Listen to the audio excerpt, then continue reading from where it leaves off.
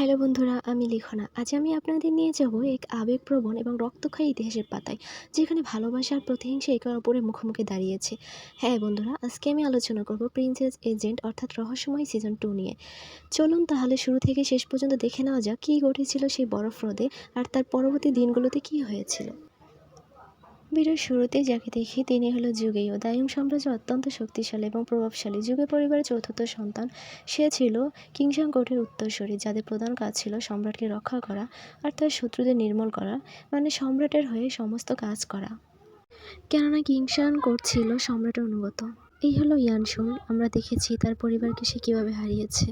তো যুদ্ধের শুরুতে আমাদেরকে দেখানো জুগিয়া চারপাশ থেকে শত্রুবাহিনী এবং ইয়ানসুনের সৈন্যদের দ্বারা পরিবেষ্টিত। সেই সময় সে প্রচণ্ড সাহসের সাথে একাকী লড়ছিল। চারিদিকে বরফ আর তুষারপাতের মাঝে জুগিয়া আর তলোয়ারের দিকে একের পর এক আক্রমণ প্রতিহত করেছিল, কিন্তু সে জানতো এই সময় লড়াই সে ক্রমশ দুর্বল হয়ে পড়েছে। ইয়ানসুনের আদেশে তার সৈন্যরা বরফের উপর ফায়ার তীর ছুঁড়তে থাকে এবং তৎক্ষণিক বরফের উপর আগুন জ্বলতে থাকে। এমনকি আগুন চারিদিকে ছড়িয়ে যায় এবং জুগিয়ার সৈন্যদেরকে গ্রাও করে ফেলায়।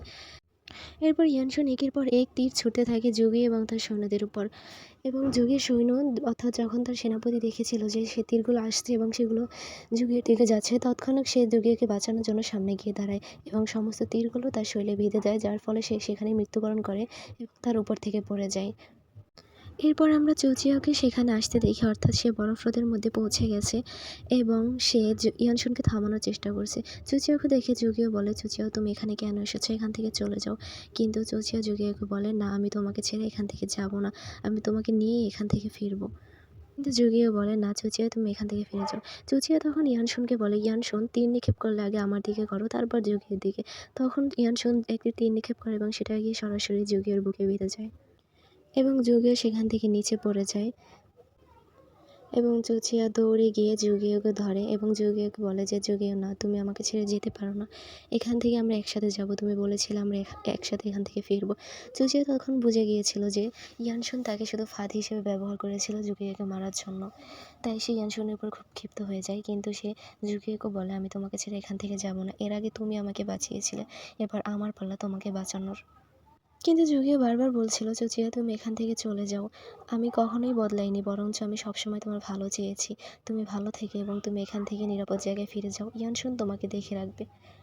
চুচিয়া তখন ইয়ানসুনের সাথে কথা বলতে তার দিকে দৌড়ে যায় এবং সে চায় এই যুদ্ধ প্রতিহত করতে, অর্থাৎ সে যুদ্ধ থামাতে চায় এবং যুগিওকে বাঁচানোর সে আপ্রাণ চেষ্টা করে। তখন বরফ ফেটে যায় এবং মানুষের চাপে এবং মানুষগুলো পানিতে পড়ে যেতে থাকে। সবার সাথে সাথে সেখানে যুগিও পানিতে পড়ে যায়। চুচিও যখন দেখে যে তাদের সাথে যুগিও পানিতে পড়ে যাচ্ছিল, তখন সে সেখান থেকে দৌড়ে আসে এবং তার আসতে আসতে যুগিও পানিতে তলিয়ে যাচ্ছিল। তখন চুচিও দৌড়ে এসে সেও পানিতে ঝাঁপ দেয় এবং যুগিওকে বাঁচানোর জন্য আপ্রাণ চেষ্টা করে, কিন্তু যুগিও চাচ্ছিল চুচিয়া বেঁচে থাকুক। তাই সে চুচিয়াকে ধাক্কা দিয়ে উপরে উঠে দেয় এবং চুচিয়া সে যাত্রায় বেঁচে। এখন পরবর্তী সিন কাট হয়, আমাদেরকে 4টি সাম্রাজ্য দেখানো হয়, যার মধ্যে একটা ছিল ভিয়েতাং, এবং তারা ছিল খুবই শান্তিপ্রিয়, অর্থাৎ তারা নিজেদের মতন থাকতে পছন্দ করতো। এরপর আমাদেরকে দেখানো হয় গ্রেট ওয়ে, যারা ছিল খুবই লোভী এবং স্বার্থপর মানুষ, এবং তাদের ছিল অসম্ভব সৈন্য, জনসংখ্যা এবং শক্তিবল। আর আমাদেরকে দেখানো হয় ইয়ানবি। ইয়ানবি ছিল গ্রেট ওয়ের একটি অঞ্চল এবং তারা ছিল খুবই শক্তিশালী এবং সাহসী লোক। গ্রেট ওয়ের লোকেরা ছিল, তারা দাসীদের শিকার করত, অর্থাৎ দাসী এবং নেকড়েকে একই ময়দানে ছেড়ে দিত এবং তারা সেখান থেকে দাসী এবং নেকড়েদের উপর তীর নিক্ষেপ করত এবং তারা দাসীদের উপর আগুনে হাঁটাতো, দাসীদের উপর নানান ধরনের নির্যাতন তারা করত। তাদের মধ্যে একজন ছিল চুচিয়াও, যাকে যুগিও দেখতে আসে এবং তার পায়ের পোড়ার জায়গায় মলম লাগিয়ে দেয়। যুগিও চুচিয়াকে বলে, আজ থেকে তুমি কিংসাং কোর্টে থাকবে এবং তুমি আমার খাস দাসী হবে। এ কথা শুনে চুচিয়া খুব অবাক হয়ে যায়, কেননা যুগিও চুচিয়ার মধ্যে এক অদ্ভুত কিছু দেখতে পেয়েছিল। চুচিয়াকে সে কিংসাং কোর্টে আনে এবং তাকে প্রশিক্ষণ দিতে থাকে, তাকে নানান ধরনের যুদ্ধ কৌশল শেখায়। আমরা দেখি ইয়ানসুন যুগিওর সাথে কথা বলতে আসছে এবং সে বলছে যে, তুমি আমার পরিবারের হত্যার ব্যাপারে সব কিছু জানতে, এর সাথে তুমিও জড়িত। কিন্তু যুগিও বলে যে, না, আমি তোমার পরিবারের সব হত্যাকাণ্ডের ব্যাপারে জানতাম না, যদিও আমি জানতাম, তবে আমি তোমাকে সেখান থেকে বাঁচানোর জন্য আপ্রাণ চেষ্টা করেছি এবং খাতা থেকে আমি তোমার নাম কেটে দিয়েছি। কিন্তু তখন অনেক দেরি হয়ে যায়। ইয়ানসুন যুগের উপর খুব ক্ষিপ্ত হয়ে যায় এবং সে এসব কথা বিশ্বাস করতে চায় না। যুগিও বলে, তুমি আমার খুব প্রিয় বন্ধু ছিলে, আমি তোমাকে বাঁচানোর চেষ্টা করেছি। তারপর আমাদের দেখানো হয় যে যুগেও চুচিয়াকে বলছে, "চুচিয়া তুমি ফিরে চলো। তুমি ইয়ানবিতে যাবে না। তুমি আমার সাথে চলো।" কিন্তু চুচিয়া বলে, "না, আমি ইয়ানবিতে যাবো। আমি কোনো দাসী হতে চাই না।" তখন যুগেও বলে, তুমি এখনও আমার দাসীই আছো। তোমাকে অবশ্যই আমার সাথে যেতে হবে।" কিন্তু চুচিয়া বলে, "না, আমি তোমার সাথে যাবো না। আমি ইয়ানবিতে যাবো এবং আমি ইয়ানশুনের সাথেই থাকবো।" এটা বলে সেখান থেকে চুচিয়াও ফিরে যায়। পুনরায় আমাদেরকে আবারও দেখানো হয় চুচিয়া পানিতে ঝাঁপ দেয় এবং সে একটি মানুষকে ধরে। মানুষকে ধরার সাথে সাথে সেটা একটি কঙ্কাল হয়ে যায়।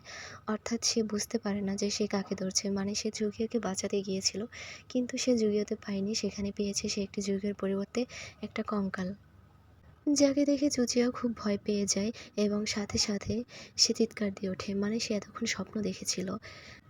তার চিৎকার শুনে সেখানে একজন দাসী চলে আসে এবং সে বলে যে, "রানী, আপনার কি জ্ঞান ফিরেছে?" তখন চুচিও বলে যে, "আমার কি হয়েছিল?" সে তাকে বলে, "আপনার খুব জ্বর ছিল আর গত ৩ মাস ধরে আপনি অসুস্থ ছিলেন। এর মানে গত ৩ মাসে যা ঘটেছে সেগুলো এখন আমাদেরকে দেখানো হবে।" এখন সেখানে ইয়ানশুন আসে। ইয়ানশুন বলে, "চুচিয়া কী হয়েছে? তোমার কি জ্ঞান ফিরেছে?" চুচিয়া তখন ইয়ানশুনকে স্বপ্নের কথা বলে। তখন ইয়ানশুন বলে, "তুমি খুবই অসুস্থ এবং দুর্বল, যার কারণে তুমি এই স্বপ্নগুলো দেখেছ। তোমাকে দায়ুং সাম্রাজ্যের লোকেরা পানিতে ফেলে দিয়েছিল হত্যার উদ্দেশ্যে, কিন্তু আমার সেনাপতিরা তোমাকে বাঁচিয়েছে।" তখন ইয়ানশুন চুচিয়াকে তার বাবা-মার সাথে হয়ে যাওয়া সমস্ত ঘটনাগুলো খুলে বলতে থাকে যে কীভাবে তার বাবা-মাকে নির্মমভাবে দায়ুংয়ের লোকেরা হত্যা করেছে। অর্থাৎ দায়ুং সম্রাট তার বাবা-মাকে কীভাবে হত্যা করেছে এবং সেখানে যুগীও ছিল এবং যুগীও সেগুলোর সাথে জড়িত ছিল। ইয়ানশুন এই সুযোগে চুচিয়াকে উল্টাপাল্টা বোঝাচ্ছিল এবং চুচিয়ার যেহেতু কোনো জ্ঞান নেই, যার কারণে সে কিছুই বুঝতে পারছিল না। তখন সে ইয়ানশুনকে বিশ্বাস করে এবং তার কথা মতনই সে মেনে নেয় যে সে হয়তোবা এই ইয়ানবের রানী। এরপর আমাদেরকে দেখানো হয় ইয়ানবির সেনাপতিরা এবং সৈন্যরা তারা একটি লাশ খুঁজে নিয়ে এসেছে এবং সেটা যুগীয় লাশ বলে চালিয়ে দিচ্ছে। চুচিও তখন যুগীয় লাশ কিনা সেটা প্রমাণ করার জন্য তার গায়ে কয়েকবার ছুরির আঘাত করে, যাতে সে শিওর হয় এটা যুগীয় লাশ কিনা। হয়তোবা চুচিওর কিছু মনে ছিল বা সেটা আমরা পরবর্তী পর্বে জানতে পারবো। তখন ইয়ানশুন বলে, "এই লাশটা যেখান থেকে এনেছো সেখানেই রেখে আসো। এই লাশ যোগীর হোক বা যারই হোক, আমরা সেটা দেখতে চাই না, কারণ এগুলো হলো আমাদের শত্রুদের লাশ। আমরা এটা এখানে রাখতে চাই না। তুমি লাশটাকে এখান থেকে ছুঁড়ে ফেলে দাও।" তো তখন দেখা যায় একটি তীর আসে এবং সেটা চুচিয়ার দিকে নিক্ষেপ করা হয়, কিন্তু ইয়ানশুন এবারও চুচিয়াকে সেখান থেকে বাঁচিয়ে ফিরে। এটা দেখে চুচিয়া খুব অবাক হয়ে যায় এবং সে ভাবতে থাকে ইয়ানশুনই হয়তোবা তাকে বারবার বাঁচায় এবং সেই তার হয়তোবা খুব কাছের লোক। এরপরে সেখানে মোটামুটি একটা যুদ্ধ হয়ে যায় এবং যুদ্ধের ফলে তারা দায়ুং সাম্রাজ্যের লোকেদের উপর আক্রমণ করতে থাকে, যার ফলে ইয়ানবি জিতে যায় এবং দায়ুং সাম্রাজ্যের লোকেরা সেখানে মৃত্যুবরণ করে। তখন চুচিয়ার মনে পড়ে সেই নেকড়েদের সাথে তার যুদ্ধের কথা, অর্থাৎ নেকড়েদের কাছ থেকে কীভাবে সে বেঁচে ফিরেছিল, অর্থাৎ ইয়ানশুন তাকে কীভাবে সেখান থেকে বাঁচিয়েছিল। এরপর চুচিয়া তার জ্ঞান হারায়, সে ব্রেনের উপর বেশি প্রেশার দিতে পারে না। ইয়ানশুন তখন চুচিয়াকে বলে, "চুচিয়া, তোমার কি কিছু মনে পড়েছে?" কিন্তু চুচিয়ার কিছুই মনে পড়ে না, অর্থাৎ সে জানিয়ে দেয় যে তার কোনো কিছুই মনে পড়ছে না, কারণ সে কিছুই মনে করতে পারছে না সে কি হয়েছে, কোথায় আছে, সে কোনো কিছুই জানে না। ইয়ানশুন বারবার বলে, "চুচিয়া, তুমি হলে ইয়ানবের রানী, অর্থাৎ তুমি আমার রানী, তোমার আমার বিয়ের কথা ছিল, তুমি কি সেসব ভুলে গিয়েছো?" তখন চুচিয়াও ইয়ানশুনের হাতের দিকে খেয়াল করে এবং দেখতে পারে যে তার হাতের একটি আঙ্গুল নেই। তখন সে মনে করার চেষ্টা করে যে তার এই হাতের আঙ্গুলটি কোথায় গিয়েছে এবং সে বুঝতে পারে যে তার আঙ্গুলটি চুচিয়ার জন্যই সে হারিয়ে ফেলেছে। তখন চুচিয়া মনে করার চেষ্টা করে যে যখন তারা কারাগারে বন্দী ছিল, তখন চুচিয়ার হাতের আঙ্গুল যখন কেটে নিতে আসছিল, তখন ইয়ানশুন চুচিয়াকে বাঁচাতে সে তার নিজের আঙ্গুল কেটে ফেলে। এটা দেখে চুচিয়া খুবই নরম হয়ে যায় এবং ইয়ানশুনকে জড়িয়ে ধরে, কারণ সে বুঝতে পারে ইয়ানশুন তাকে আসলেই ভালোবাসে এবং তার জন্য সে অনেক কিছু চেষ্টা করেছে, কিন্তু সে কোনোভাবেই যুগীয়কে মনে করতে পারছিল না।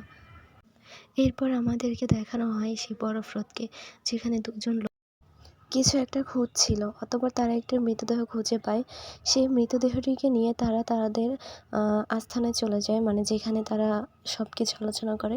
তো সেখানে যাওয়ার পর তাদের যে মেইন ছিল, সে মৃতদেহটিকে দেখে এবং দেখে বুঝতে পারে এটা হলো যুগের মৃতদেহ। অতঃপর সে আদেশ দেয় এই মৃতদেহটিকে রেখে দেওয়ার জন্য, কেননা কিছু কিছু সময় মৃতদেহ কাজে লাগে। তারপর সেই মৃতদেহটি তারা রেখে দেয় এবং সেটা পরবর্তীতে কী হয়, যদিও কি বেঁচে ফিরে নাকি সেখানেই সে মারা যায়, এগুলো আমাদেরকে জানানো হবে পরবর্তী পার্টে। তো বন্ধুরা, তৎক্ষণাৎ সবাই ভালো থাকবেন, সুস্থ থাকবেন এবং পরবর্তী পার্টের জন্য অপেক্ষা করবেন। যদি আপনাদের মনে হয় যে পরবর্তী পার্ট দরকার, তাহলে কমেন্ট করে জানাবেন, আমি আপনাদের সাথে আছি। ধন্যবাদ।